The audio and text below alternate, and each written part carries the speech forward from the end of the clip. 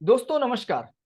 आजकल यदि आपको मार्केट जाना हो ब्रेड खरीदने के लिए या बिस्किट खरीदने के लिए, तो कभी-कभी तो कन्फ्यूजन हो जाता है। ना जाने कितने प्रकार की ब्रेड्स अवेलेबल है, ना जाने कितने प्रकार के बिस्किट्स अवेलेबल हैं। अधिकतर बिस्किट्स में, ब्रेड्स में क्लेम है कि साहब इसमें फाइबर है, अलग-अलग प्रकार के फाइबर्स।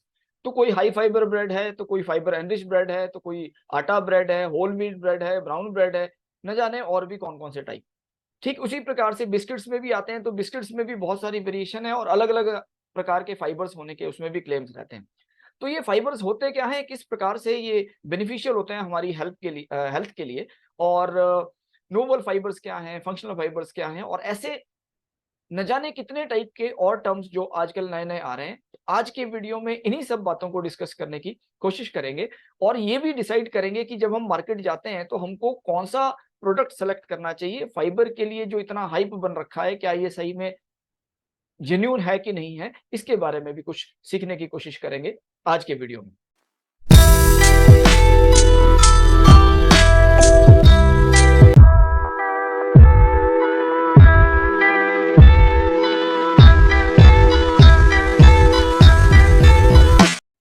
तो दोस्तों मेरा नाम है एसके शर्मा और क्वेश्चन पूछने से कभी मत डरना।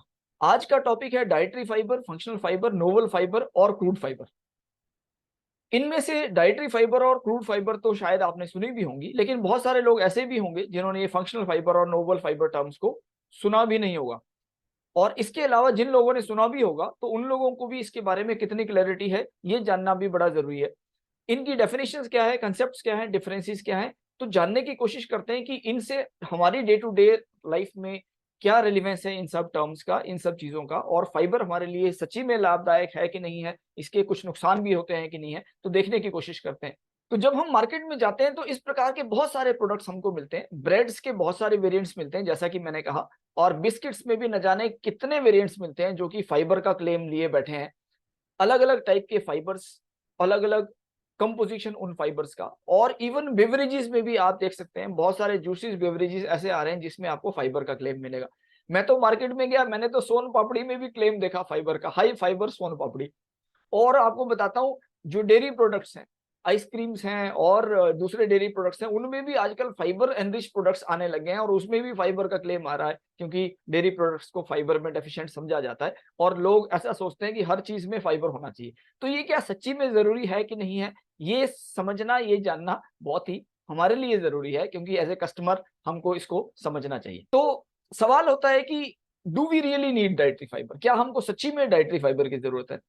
अगर ज़रूरत है तो कितना डाइटरी फाइबर की हमको आवश्यकता है, कितना हमको कंज़्यूम करना चाहिए पर डे, पर मील, पर पर्सन डिपेंडिंग अपॉन ऐज और क्या हमको हमेशा हाई फाइबर प्रोडक्ट्स को ही सेलेक्ट करना चाहिए, उनको प्रेफ़र करना चाहिए दूसरे प्रोडक्ट्स के कंपैरिज़न में। आपने देखा होगा हाई फाइबर प्रोडक्ट्स के जो रेट होता है वो भी ज़्यादा होता है, उसकी कॉस्ट ज़्यादा रहती है। तो क्या हमको हाई फाइबर प्रोडक्ट्स को ही हमेशा प्रेफ़र करना चाहिए कि नहीं करना चाहिए?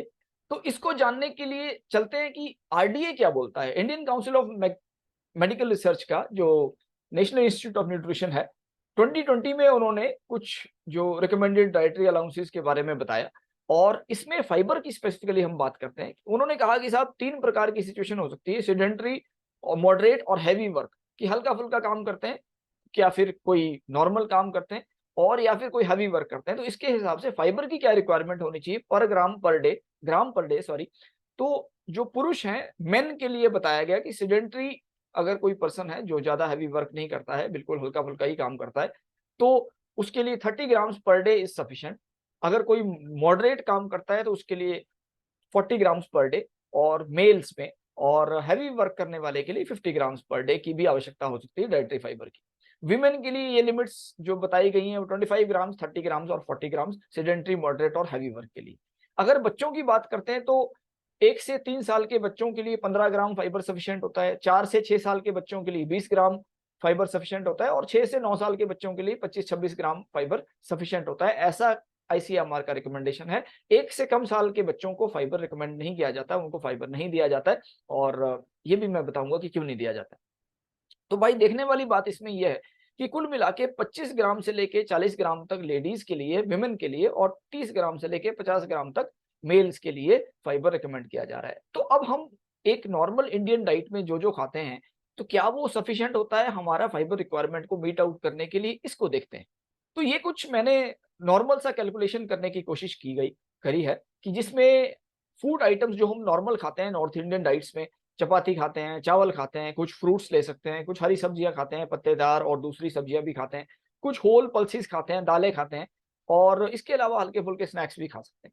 तो उनकी एनर्जी किलो कैलोरी में दी गई है, और उसके बाद फाइबर का एक कॉलम है, और फिर कैलकुलेशन किया गया है कि पर डे बेसिस पे फिर हमको कितना फाइबर मिला। तो भाई अगर हम 5 से 6 चपाती खाते हैं सारे दिन में, 2 टाइम में 2-2 3-3 चपाती तो आदमी खा ही लेता है, तो अगर वो रोटी खाएगा 5 से 6 रोटी, और जिसमें कि हम फाइबर एस्टिमेट कर रहे हैं कि एक रोटी में लगभग 2 ग्राम फाइबर अगर अवेलेबल होता है, तो कुल मिला के 10 से 12 ग्राम फाइबर उसको सिर्फ और सिर्फ रोटी से मिल जाता है, चपाती से। इसके बाद हम कुछ चावल भी खाते हैं, चावल में फाइबर की मात्रा कम होती है, तो 1 ग्राम फाइबर उसको मिलेगा, अगर लगभग 100-200 ग्राम के आसपास एक बाउल वो राइस खाता है। फ्रूट अगर 100-200 ग्राम फ्रूट उसने खा लिया, तो 3-4 ग्राम फाइबर उसको यहाँ से भी मिल जाएगा। सब्जियों के हिसाब से डिपेंडिंग अपॉन द वेजिटेबल्स लगभग 3-4-5 ग्राम वेजिटेबल से भी मिल सकता है, जितना जैसे जैसे वो वेजिटेबल्स खाएगा। और जो दालें खा रहा है तो 7-8 ग्राम दालों से भी मिल जाता है, अगर होल पल्सेस वो खाता है, और पर सर्विंग के हिसाब से हम लोग इसको देखते हैं। इसके अलावा हल्के फुल्के स्नैक्स भी खाता है, तो 1-2 ग्राम वहां से भी मिल सकता है। तो अगर हम इसको मोटा मोटा टोटल करते हैं तो 30 ग्राम आ गया भाई। तो 30 ग्राम फाइबर उसको नॉर्मली मिल गया बिना प्रयास के। तो इंडियन डाइट्स जो हैं वो नॉर्मली ऐसी बनी है कि हमारी डाइट्स का कंपोजिशन है, उसमें गेहूं भी है, उसमें दालें भी हैं, उसमें सब्जियां भी हैं, उसमें फ्रूट्स भी हैं, हम मोटे अनाज भी हैं। तो ये सब चीजें नॉर्मली उसमें रहती हैं। अगर हम लोग रिफाइंड व्हीट फ्लावर की ब्रेड खा रहे हैं, पिज्जा खा रहे हैं, अगर हम चिप्स खा रहे हैं, अगर हम उसी पे सस्टेन कर रहे हैं, तो कोई इशू हो सकता है। लेकिन एक व्यक्ति जो नॉर्मल इंडियन डाइट अगर ले रहा है, तो उसकी requirement per day requirement fibre की पूरी हो जाती है, और उसको बहुत ज्यादा फाइबर के लिए सोचने की आवश्यकता नहीं है। ये हमको इस टेबल से पता लगता है। तो जो ये एक रिसर्च पेपर है international journal of diabetic developments में, इन डेवलप्ड कंट्रीज, 1992 का एक पेपर है, और ये बोलता है कि analysis of food particles in north India reveals that the average north Indian vegetarian diet consisting of whole wheat chapatis, lentils, green vegetables, and some seasonal fresh fruit provides approximately 18 to 20 grams fiber per day, and the average total calorie being taken 1800 to 200। अब अगर 1800 से 2000 calories kilo calories per day वो ले रहा है, तो उसको 18-20 ग्राम normal fibre मिल जाता है। ये आज से 30 साल पहले की बात। लेकिन जैसे जैसे अवेयरनेस बढ़ा है, तो लोगों ने फाइबर का कंजम्पशन भी शुरू किया है, और जैसे मैंने कहा कि बहुत सारे फाइबर एनरिच प्रोडक्ट भी मार्केट में आने लगे, तो नॉर्मल 25-30 ग्राम जो हमारे फाइबर की रिक्वायरमेंट है वो मीट आउट हो जाती है, कोई चिंता की बात नहीं। तो अगर हम नॉर्मल भोजन खा रहे हैं, दाल रोटी सब्जी खा रहे हैं, तो हमको बहुत ज्यादा हाई फाइबर के लिए हाइप करने की जरूरत नहीं है, हाई फाइबर के लिए एक्स्ट्रा पैसा खर्च करने की भी जरूरत नहीं है। हाई फाइबर प्रोडक्ट्स के लिए मार्केट में, आप जब मार्केट में जाएं तो ये देखें कि भाई अगर आप नॉर्मल जो डाइट्स हैं, सब्जी दाल सब्जी रोटी चपाती वाली, अगर वो ले रहे हैं, तो आपको high fibre breads high fibre biscuits खाने की जरूरत नहीं है। अगर इसके अलावा अगर आपको कुछ स्पेसिफिक प्रॉब्लम है, जिसमें कि आपको लगता है कि या कोई रिकमेंडेड है कि आपको हाई फाइबर लेना चाहिए, तभी आप हाई फाइबर के लिए जाएं, वरना आपको आवश्यकता ही नहीं है। नॉर्मल एक इंडियन को आवश्यकता नहीं रहती है अगर वो नॉर्मल डाइट का। तो फाइबर डाइटरी फाइबर्स के फायदे क्या होते हैं, इसको थोड़ा सा देखते हैं। एक तो ये जो हमारा बाउल मूवमेंट होता है, पेट में जो डाइजेशन का प्रोसेस रहता है, उसको ये नॉर्मलाइज करता है और बाउल हेल्थ को मेंटेन करता है। जो वेट जो dietary fibre increases the weight and the size of your stool, softens it. तो उस जो हमारा स्टूल पास होता है, वो उसको भी एनहांस करता है, उसको ईज करता है, पास होने के लिए भी वो इजीली पास आउट हो जाता है। कोलेस्ट्रॉल लेवल्स को भी कंट्रोल करता है, ब्लड ग्लूकोज लेवल को भी, ब्लड शुगर लेवल्स को भी कंट्रोल करता है। और एक हेल्दी वेट, ना बहुत ज्यादा कम ना बहुत ज्यादा ज्यादा बहुत कम ना बहुत ज्यादा, अचीव करने के लिए हमको हेल्प करता है, अगर हम fibre dietary fibre rich diets को लेते हैं, डाइटरी फाइबर एनरिच डाइट्स को लेते हैं, अगर सफिशिएंट फाइबर लेते हैं। तो ये सब चीज बड़ा नॉर्मल है, और कॉन्स्टिपेशन से हमको राहत मिलती है अगर हम नॉर्मल क्वांटिटीज में डाइटरी फाइबर्स को कंज्यूम कर रहे हैं। लेकिन बहुत सारे सिचुएशंस ऐसी होती हैं कि इसमें चिंता की बात भी है। अगर हम बहुत ज्यादा खा लेंगे, तो ये एडवर्स इम्प्लीकेशंस भी इसके हो सकते हैं। एक पिकू आपने मूवी देखी होगी अमिताभ बच्चन साहब की, तो उसमें यही बताया गया कि कॉन्स्टिपेशन कितनी खतरनाक प्रॉब्लम है, और उससे क्या क्या समस्या हो सकती है। तो भाई अगर फाइबर हम एक्सेस कंज्यूम करते हैं और हमारी बॉडी उसको टेकअप कर लेती है, तो वो सारा का सारा वाटर एब्जॉर्ब कर लेता है फाइबर, और फिर जो डाइजेशन के प्रोसेस में हमको नॉर्मल वाटर की आवश्यकता होती है, तो वो डिफिकल्ट होता है, क्योंकि वो उसको सारा का सारा वाटर एब्जॉर्ब कर लेता है। आपने कभी देखा होगा, हम लोग जब भुट्टा खाते हैं या पॉपकॉर्न खाते हैं, उसके तुरंत बाद प्यास लगती है, क्यों लगती है प्यास? आपने कभी सोचा कि क्यों लगती है प्यास? वो इसीलिए लगती है क्योंकि इसमें इतना ज्यादा फाइबर रहता है, फाइबर की मात्रा इतनी ज्यादा है कि वो सारा डिहाइड्रेट कर देता है बेसिकली। जब वो डिहाइड्रेट हो जाएगा तो एक्यूट कंडीशंस में वो कॉन्स्टिपेशन भी कर सकता है, गैस गैस भी कर सकता है, गैस की प्रॉब्लम बड़ी इंपॉर्टेंट है। और सबसे इंपॉर्टेंट जो प्रॉब्लम है वो ये है कि जब फाइबर की एक्सेस हो जाता है हमारी डाइट में तो वो मिनरल एब्जॉर्प्शन में प्रॉब्लम करता है कि हम खाना तो खा रहे हैं, नॉर्मल हम भोजन तो ले रहे हैं, लेकिन मिनरल्स में के एब्जॉर्प्शन में हमारी बॉडी को मिनरल्स नहीं मिल पाते। आयरन, जिंक, कैल्शियम स्पेशली, इन सारे मिनरल्स को वो ड्रेन आउट कर देता है, फाइबर अपने साथ ले जाता है और हमारी बॉडी को वो फाइबर्स अवेलेबल नहीं होते। इन्फेंट्स को कभी भी हम हाई फाइबर डाइट्स रिकमेंड नहीं करते। इसका एक मेन रीजन यही है कि वो बॉडी को डिहाइड्रेट कर देता है, सारा का सारा पानी ले लेगा और फिर मिनरल डेफिशिएंसीज बड़ी जल्दी स्टेब्लिश हो जाएगी बच्चों में। तो आपने देखा होगा छोटे बच्चे खाते हैं फिर निकाल देते हैं, फिर खाते हैं फिर निकाल देते हैं, ये चलता रहता है उनका प्रोसेस। लेकिन उसके बावजूद हम फाइबर डाइट्स, उनको हाई फाइबर डाइट्स रिकमेंड नहीं करते। छोटे बच्चों के लिए भी कम फाइबर देते हैं, फिर ग्रेजुअली इंक्रीज करते हैं। और एक पर्टिकुलर एज के बाद भी फाइबर अगर एक्सेस हो जाता है तो वहां नुकसान करता है, क्योंकि गैस और कॉन्स्टिपेशन ओल्ड एज प्रॉब्लम्स है, नॉर्मल सभी सभी लोगों को हो जाती है।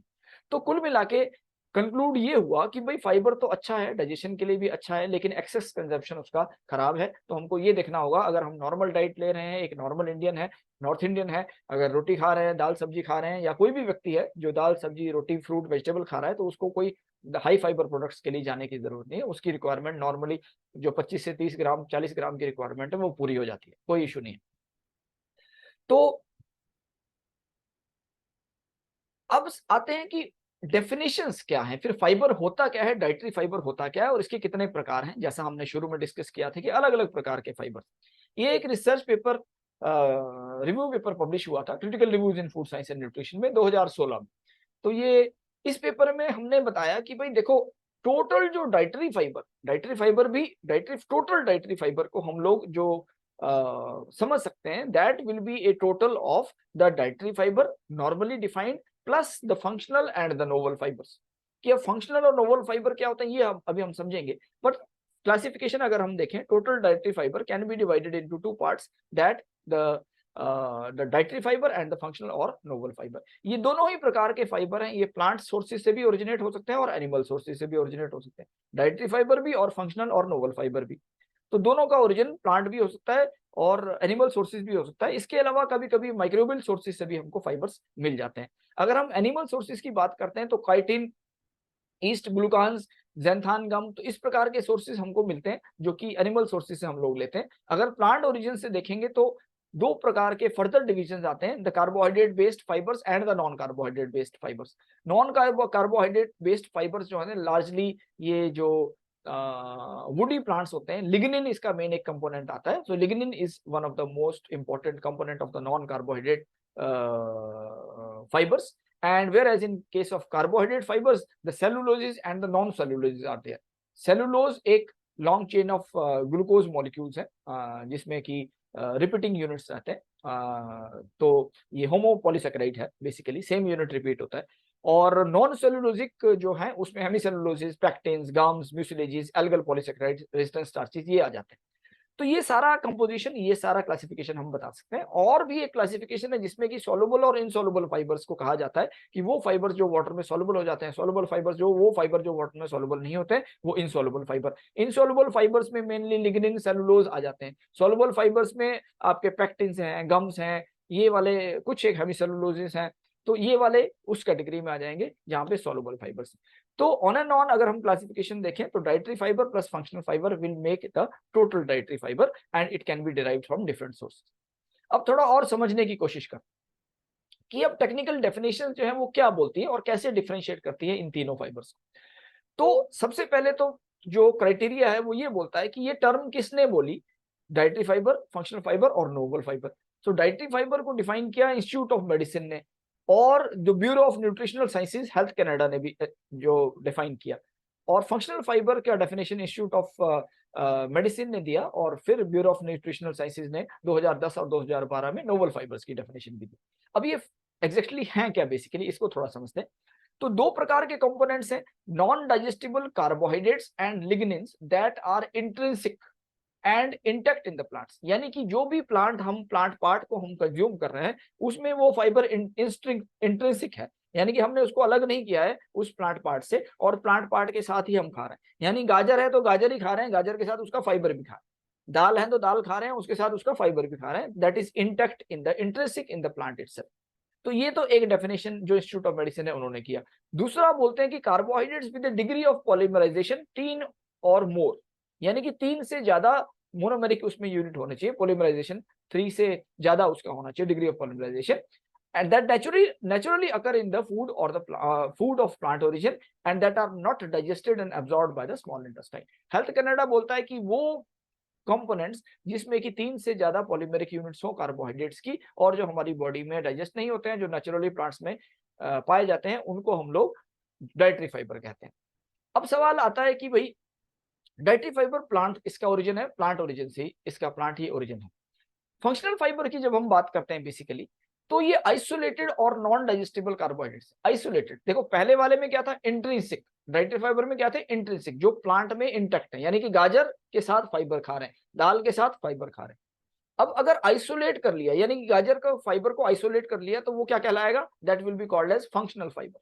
तो isolated non digestible carbohydrates that have beneficial physiological effect, ये इसकी डेफिनेशन दिया इंस्टीट्यूट ऑफ मेडिसिन। तो ये आइसोलेटेड हैं, जो कि फूड रॉ मटेरियल से हमको मिलते हैं नॉर्मली, ये आइसोलेटेड इंग्रेडिएंट्स हैं, लेकिन मिलेंगे फूड मटेरियल से। तीसरी जो कैटेगरी आती है, ये बेसिकली हमारी मैन्युफैक्चर्ड फाइबर्स हैं। ये बेसिकली कौन से फाइबर्स हैं, मैन्युफैक्चर्ड फाइबर।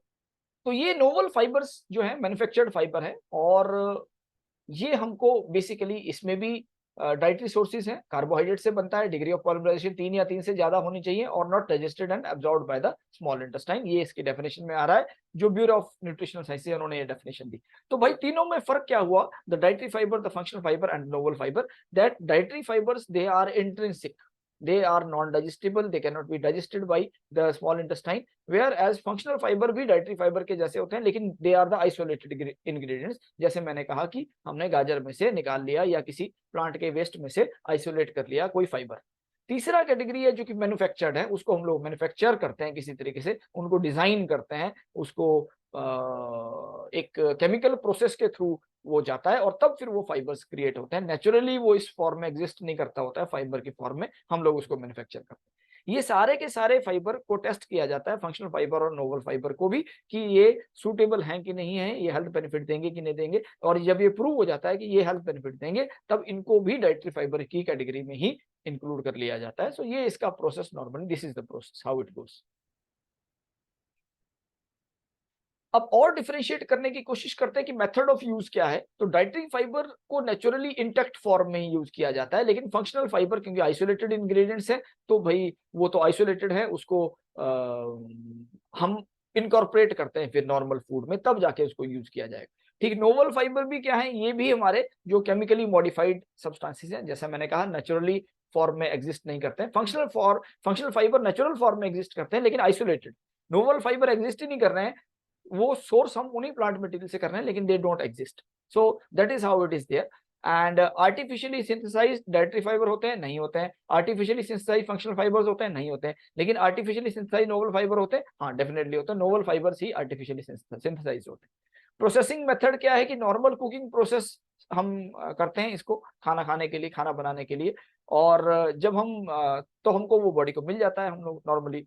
फंक्शनल फाइबर के लिए हमको एक्सट्रैक्शन के प्रोसेसेस में जाना पड़ता है, तब वो स्पेशलाइज्ड फॉर्म में हमको आएगा और हम फिर उसको इनकॉर्पोरेट करेंगे। और this is subjected to exclusive extraction methods for the specialized compounds, the novel fibre. Specific extraction method, specific chemical modification processes को हम बनाते हैं, डिजाइन करते हैं, तब जाके हमको नोवल फाइबर मिलेंगे। एग्जांपल्स हैं डाइटरी फाइबर के, cellulose, hemicellulose, pectin present in the fruits, vegetables and grains. Fruit vegetable grain में जो भी हेमीसेलुलोजेस हैं, वो इसका एक एग्जांपल हो सकता है। फंक्शनल फाइबर में है तो वो सेलुलोजिस, हेमीसेलुलोजिस, पेक्टिन्स ही, लेकिन वो आइसोलेटेड है, हमने उसको जो वेस्ट हैं, बाई प्रोडक्ट्स हैं, उनमें से आइसोलेट किया, फ्रूट वेजिटेबल में से आइसोलेट किया, प्लांटिंग मटेरियल में से, प्लांट मटेरियल में से आइसोलेट किया, they are the isolated ingredients. Whereas the novel fibers, these are the extracted celluloses and hemicellulose and chitins, और फिर बाद में उसको मॉडिफाई करते हैं किसी ना किसी केमिकल प्रोसेस से, तब जाके फिर ये नोवल फाइबर्स बनते हैं, फाइबर्स को क्रिएट किया जाता है। दे don't exist actually in normal. तो मैं समझता हूँ आपको क्लियर हुआ होगा कि डाइटरी फाइबर क्या है, फंक्शनल फाइबर क्या है, नोवल फाइबर क्या है। अगर हम एक लेसन ले लें तो डाइटरी फाइबर इंट्रिंसिक फाइबर्स हैं जो एग्जिस्ट करते हैं नेचुरल फॉर्म में, फंक्शनल फाइबर आइसोलेटेड है, और नोवल फाइबर मैन्युफैक्चर्ड फाइबर हैं। ये 3 टर्म से हम लोग इनको डिफरेंशिएट कर सकते हैं। थोड़ा आगे बढ़ेंगे, अब डाइटरी फाइबर की सब क्लासेस कौन सी होती हैं? 2 सब क्लासेस डाइटरी फाइबर में, एक naturally occurring edible carbohydrates with a degree of polymerization 3 और मोर। इसमें सारे starches, celluloses, beta glucan resistant starch, ये सारे के सारे ओलिगोसैकेराइड्स इस कैटेगरी में आ जाते हैं। और दूसरे हैं minor substances included in the definition only when they are part of the cell wall matrix. कभी कभी सेल वॉल मैट्रिक्स में दूसरे सब्सटेंसेस भी होते हैं, जैसे waxes, cutin, suberin, phytate, tannin, इनको भी कभी फाइबर के, डाइटरी फाइबर की कैटेगरी में इंक्लूड कर लिया जाता है। तो ये 2 कंपोनेंट्स हैं डाइटरी फाइबर्स। अब बात करते हैं कि फंक्शनल और नोवल फाइबर के कौन कौन से कंपोनेंट्स हो सकते हैं। These are the extracted substances from agricultural crops and by products and raw material. और सेलुलोजिस, हेमीसेलुलोजिस हो सकते हैं। अगर एनिमल सोर्सेज हैं तो काइटिन हो सकता है। एक्सट्रैक्टेड फ्रॉम सीवीड्स है तो कैरेजिनान हो सकता है, अल्जिनेट्स हो सकते हैं। मॉडिफाइड सेलुलोजिस हैं तो carboxy methyl cellulose, cellulose, hydroxy propyl methyl cellulose, इस प्रकार के बहुत सारे सेलुलोजिक सब्सटेंसेस हो सकते हैं। फिर रेजिस्टेंट स्टार्चेस हो सकते हैं, RS4 है। सिमिलरली माइक्रोबियल ओरिजिन के हो सकते हैं, बीटा ग्लूकान है, ज़ैंथान गम है, ये इसके माइक्रोबियल सोर्सेज से आ सकते हैं। देन पार्शियली हाइड्रोलाइज्ड कार्बोहाइड्रेट्स हैं, ग्वार गम और इनुलिन है, ये पार्शियली हाइड्रोलाइज्ड कार्बोहाइड्रेट्स हैं। देन सिंथेटिकली मैन्युफैक्चर्ड सब्सटेंसेस हैं, जैसे कि पॉलीडेक्सट्रोज, फ्रक्टो ओलिगोसैकेराइड्स, कैल्शियम, पॉलीकार्बोफिल, रेजिस्टेंट माल्टोडेक्स्ट्रिन्स, इस टाइप के बहुत सारे सब्सटेंसेस हैं जो कि फंक्शनल और नोवल फाइबर की कैटेगरीज में आते हैं। तो मैं समझता हूँ आपको थोड़े थोड़े एग्जांपल्स भी क्लियर हुए होंगे कि कौन कौन से फंक्शनल फाइबर्स हैं और कौन कौन से नोवल फाइबर हैं, क्या डाइटरी फाइबर, कैसे हम लोग उसको क्लासिफाई कर सकते हैं। अब आता है भाई कंपैरिजन डाइटरी फाइबर्स में और क्रूड फाइबर में, कि डाइटरी फाइबर क्या है और क्रूड फाइबर क्या है। ये 2 टर्म्स भी हैं जिसको बहुत ज्यादा कंफ्यूजन रहता है। तो इसमें डिफरेंशिएट करने की कोशिश करते हैं कि ओरिजिन के हिसाब से डाइटरी फाइबर और क्रूड फाइबर को हम लोग डिफरेंशिएट कर सकते हैं कि dietary fiber are both soluble और non soluble fiber group. Soluble group भी आता है और नॉन सॉल्युबल भी आता है। कहाँ से मिलता है? फ्रूट, वेजिटेबल, ग्रेन, सीड, हमको कहीं से भी मिल सकता है। लेकिन क्रूड फाइबर सिर्फ और सिर्फ इनसॉल्युबल पोर्शन को ही डेजिग्नेट करता है, उसी को ही रिप्रेजेंट करता है। और ये हमको उन प्लांट मटेरियल से मिलता है जिनकी सेल वॉल इंटेक्ट होती है, उन सोर्सेज से मिलता है जहां पे इंटेक्ट सेल वॉल रहती है, तो वहां से हमको ये क्रूड फाइबर्स मिलते हैं। फिर सॉल्युबिलिटी की बात करते हैं तो जैसा मैंने कहा कि डाइटरी फाइबर जो है वो सॉल्युबल और इनसॉल्युबल दोनों हो सकते हैं, लेकिन क्रूड फाइबर हमेशा नॉन सॉल्युबल ही होगा, इनसॉल्युबल इन वाटर। फर्मेंटेशन में क्या होता है कि some of the dietary fiber they may be digested, they may undergo fermentation, लेकिन क्रूड फाइबर्स है they are not fermented inside the digestive tract, वो फर्मेंटेशन प्रोसेस में नहीं जाते हैं, so they are not fermentable.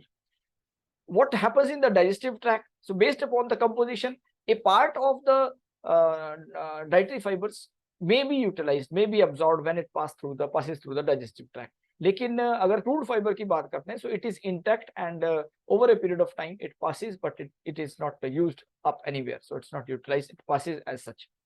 Composition में अगर हम देखेंगे तो डाइटरी फाइबर में सेलुलोज, पेंटोसान, लिग्निन, पेक्टिन, गम्स, म्यूसिलेजेस सारे के सारे आ जाते हैं, जबकि क्रूड फाइबर में सेलुलोज, पेंटोसान, लिग्निन आ रहे हैं, लेकिन गम, म्यूसिलेजेस, पेक्टिन्स ये नहीं आ रहे हैं, क्योंकि ये कहीं ना कहीं सॉल्युबल कंपोनेंट रहते हैं, पेक्टिन, गम, म्यूसिलेजेस, तो ये इसके एक्सक्लूड कर देंगे और इसमें सिर्फ पेंटोसान्स, लिग्निन्स और सेलुलोजेस आएंगे जो जिसमें हायर डिग्री ऑफ पॉलीमराइजेशन रहता है। So that is how it goes. So this are the fundamental differences. और उसके अलावा फिर एक्सट्रैक्शन का डिफरेंस है कि एसिड और एल्कली एक्सट्रैक्शन के थ्रू हम लोग क्रूड फाइबर हमको मिलता है, जबकि एंजाइमेटिक एक्सट्रैक्शन के थ्रू हमको डाइटरी फाइबर मिलेंगे अगर हम टेस्ट मेथड्स में जाएंगे। सो ये 2 बेसिक फंडामेंटल डिफरेंसेस हैं डाइटरी फाइबर में और क्रूड फाइबर में। याद रखने के लिए क्रूड फाइबर इनसॉल्युबल है, लार्जली सेलुलोजिक है, डाइटरी फाइबर सॉल्युबल इनसॉल्युबल दोनों है और सेलुलोजिक भी है। इसके अलावा दूसरे जो सॉल्युबल पोर्शंस हैं, गम्स, म्यूसिलेजेस, पेक्टिन्स, ये भी इसमें इंक्लूड होते हैं। So these are the fundamental differences between dietary fibres and the crude fibre. अब आते हैं रेगुलेशन पे कि रेगुलेशन क्या है। Food safety standards advertisement and claims regulation 2018 का रेगुलेशन है एफएसएसएआई का, जो डिफाइन करता है कि फाइबर्स कितने लेवल में होने चाहिए डिफरेंट फूड प्रोडक्ट्स में। तो ये 2 कैटेगरीज बनाई गई हैं इसमें। If a product, when will be a product called as a source of fibre, source of fibre कहलाने के लिए क्या एलिजिबिलिटी है? The fibre content should not be less than 3%, यानी कि 3 ग्राम फाइबर पर 100 ग्राम से कम नहीं होना चाहिए, सिर्फ सोर्स कहलाने के लिए कि भाई ये सोर्स ऑफ फाइबर।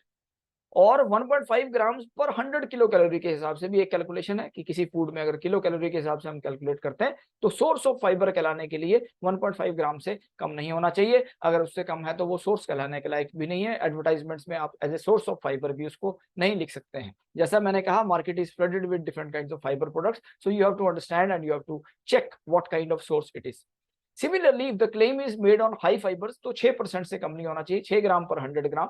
और ठीक उसी प्रकार से 3 ग्राम फाइबर पर 100 किलो कैलोरी के हिसाब से अगर है, नॉट लेस देन दिस है, दिस लेवल्स है, तो वो हाई फाइबर या रिच फाइबर की कैटेगरी में आएगा।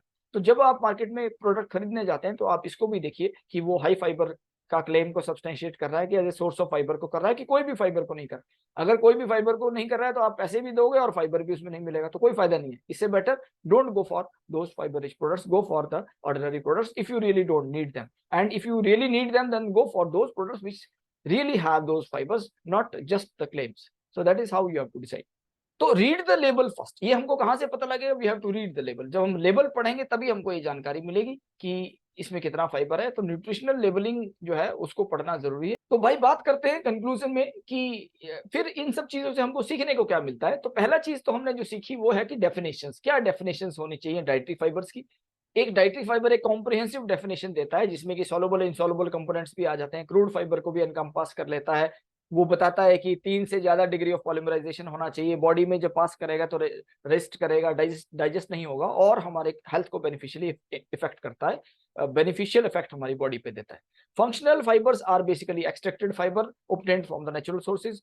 Then novel fibers are the man-made fibers. Over a period of time when these functional and novel fibers they are tested in different products, तो वो भी डाइटरी फाइबर में ही include कर दिए जाते हैं। क्रूड फाइबर जो है वो इनसॉल्युबल फ्रैक्शन है। Insoluble fraction of the dietary fibre is the crude fibre, जो कि सेलुलोसिस कंपाउंड से ज्यादा बना होता है, लिग्निन सेलुलोज को रिप्रेजेंट करता है और सॉल्युबल फ्रैक्शंस इसमें नहीं होते। तो जब हम मार्केट में जाते हैं कोई प्रोडक्ट खरीदने के लिए तो रैशनल हो जाएं, देखें कि क्या है, हमको सच्ची में उसकी आवश्यकता है कि नहीं है। लेबल इन्फॉर्मेशन को अच्छे से पढ़ें, तब डिसाइड करें whether you really want to go for that product और नॉट। सॉल्युबिलिटी और डाइजेस्टिबिलिटी डेफिनेटली मैटर करती है, तो ये भी आप देखिए कि सॉल्युबल कंपोनेंट्स उसमें है, डाइजेस्टिबल है कि नहीं है। इन सब चीजों के बारे में भी पढ़ने समझने की कोशिश कीजिए। और एडवर्टाइजमेंट्स की जब हम क्लेम देखते हैं तो 2018 का जो रेगुलेशन है जिसमें कहा गया है कि 3% से कम होगा तो सोर्स ऑफ फाइबर कहलाने के लिए भी लायक नहीं है वो, और अगर 6% से कम होगा तो हाई फाइबर की डेफिनेशन में नहीं आता है, उसके कंप्लायंस उसमें नहीं है। तो रेगुलेशन को भी एक बार मोटे तौर पे हम समझ सकते हैं और उसके हिसाब से डिसाइड कर सकते हैं कि जो क्वालिटी हमको मिल रही है मार्केट में डिफरेंट प्रोडक्ट्स की, जो क्लेम्स के हिसाब से हमको दिख रहा है, क्या वो सही क्लेम है कि नहीं, हमको उसके लिए जाना चाहिए कि नहीं जाना चाहिए। तो दोस्तों आज के वीडियो में हमने जो चर्चा करी functional fibres, novel fibre, dietary fibres के बारे में, मैं समझता हूँ कुछ ना कुछ इन्फॉर्मेशन डेफिनेटली आपको नहीं मिली होगी, आपके मतलब का कुछ ना कुछ 2-4 चीजें इसमें रही होंगी। तो आज के लिए यही टॉपिक था, यहीं पे कंक्लूड करेंगे। बहुत जल्दी मिलेंगे किसी नए टॉपिक के साथ, और आप बने रहिए, कमेंट्स में लिखते रहिए, और आपके जो सजेशन है मैं उसको जरूर देखता हूँ, जरूर रिप्लाई करने की कोशिश करूंगा। आज के लिए इतना ही, धन्यवाद, नमस्कार।